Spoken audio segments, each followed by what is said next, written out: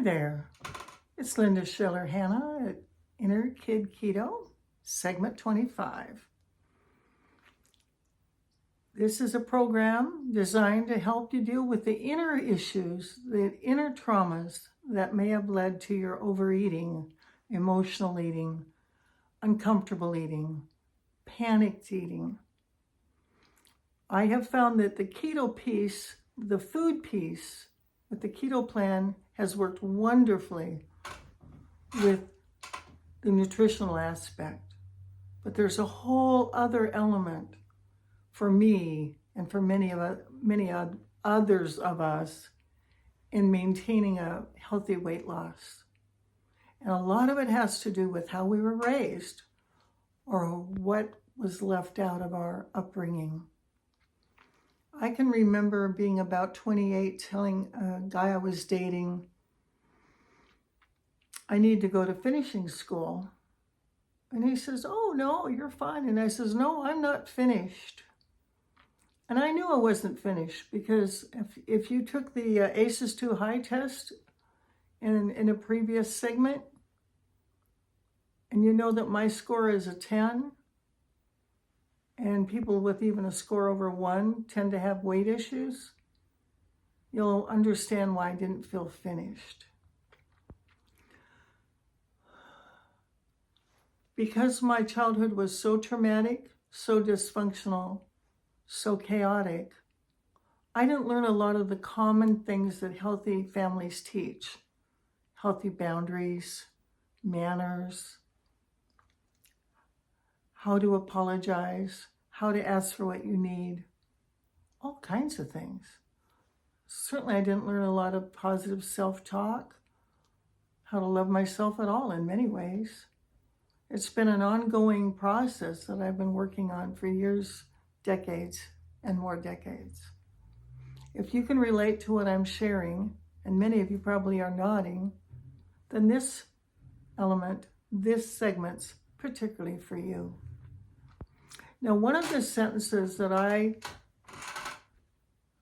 learned years ago that has really helped me is don't should on someone. Don't should on yourself. Don't should on somebody else. Never say, you should go to AA, or you should go on a diet, or you should go back to school. The most positive and healthy way to communicate a message like that is you might want to consider looking into the keto program, or people who have been helped by, or it was useful for me when, you see what I mean? Now my eye's itching. Okay, and that's all right. A lot of times we can get into emotional tizzies because we didn't even learn how to communicate in a way that didn't trigger people and make them mad. And then when they get mad at us, then we start stuffing our anger and our upset with food. So it becomes a vicious cycle. If you didn't learn how to take care of yourself, if you didn't learn how to communicate in a gentle way with other people, and many of us didn't learn this, and it's not frequently taught in many places, life can be extra hard. Things can start to backfire. There's a book by Barbara Walters, who was one of the first women to do a very professional talk show back in the 60s, 70s, 80s in America. And Barbara Walters was a wonderful interviewer. She knew how to bring people out and to really get them to open up. And she wrote a book about how to talk to people. And one of the things she recommends is that when you call someone or begin a conversation, you ask, is this a good time? Especially if you're calling, is this a good time? Or you don't just start dumping your stuff. Oh my, I got a flat tire. It's possible that person just found out their father died and your flat tire is going to seem irrelevant.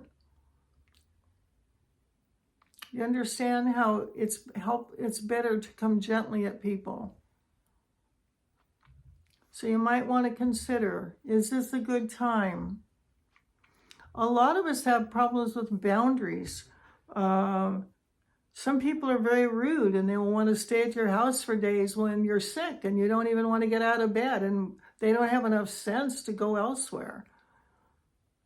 I've seen this happen in people I know and love.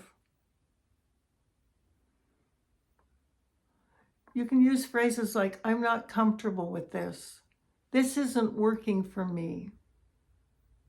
It isn't going to work out this time that you stay here because I'm not feeling well enough to have anyone here. I'm too sick. You don't have to say, you're a lousy creep. But you can say, if a situation's really getting boggled up, this isn't working. You don't have to say, I'm furious, or you're an idiot. This just isn't working. We need to find a better way. I'm not comfortable. It's not a good time. A lot of people who had their boundaries bashed through no privacy, inappropriate touching, being hit or abused as a child, have no concept of that they have rights to say no, or stay out, or you can't stay here, or you can't take advantage of me. And if you're starting to feel all boiled up and all upset that I'm just mentioning these things, that's a sign that maybe we're hitting a button that deserves some loving attention. If it's hard for you to say no, and it's hard for millions of us to say no,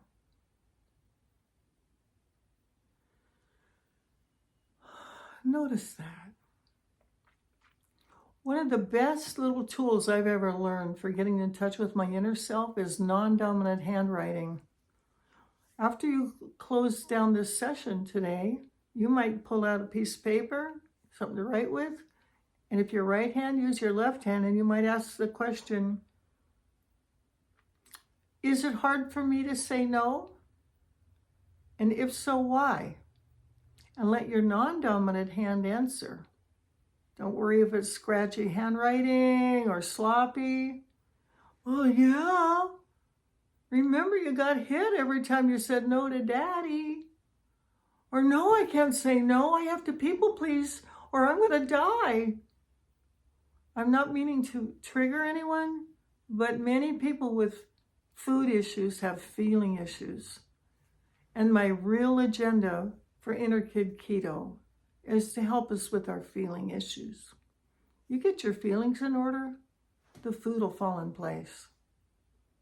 If you're not constantly triggered with anxiety, upset, inner rage, you won't need to stuff so much of it with fill in the blanks. I don't have to even say the name of the foods.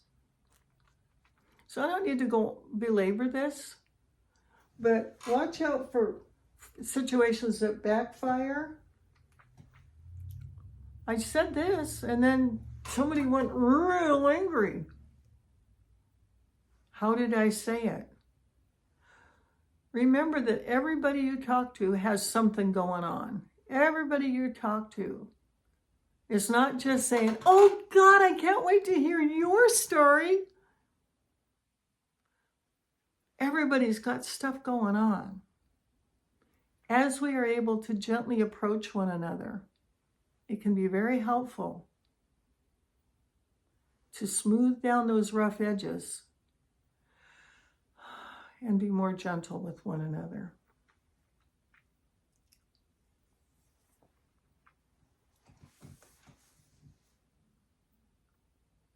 Sometimes people will ask you an inappropriate question. They might just want to know something like, how much money do you make? Or why didn't you get married? Or why don't you have kids? Or just some things that are really rude. And I just learned this phrase from Michelle, my coach. She says, you can say this: thank you for asking. I prefer not to talk about that right now. End topic. All right, that's enough for today. But I give you permission, and I need you, and I invite you to give yourself permission to start saying no. I remember the first time I practiced saying no was the month of November, and I called November no month. For the first two letters of November are N-O, no. And when I first said no, it came out, no, like bellowing, and people ran like little chickens.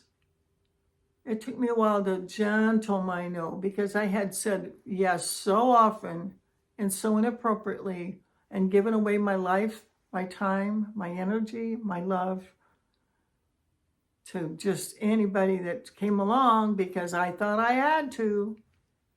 Some of you are nodding. I know you are.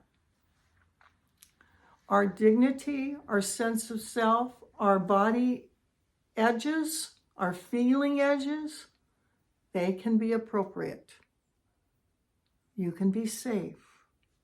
You can learn to create safety for yourself, even if nobody in your family taught you that. If you haven't learned it anywhere else, I'm inviting you to start here. Start today. I want you to practice saying no within the next 24 hours to somebody about something.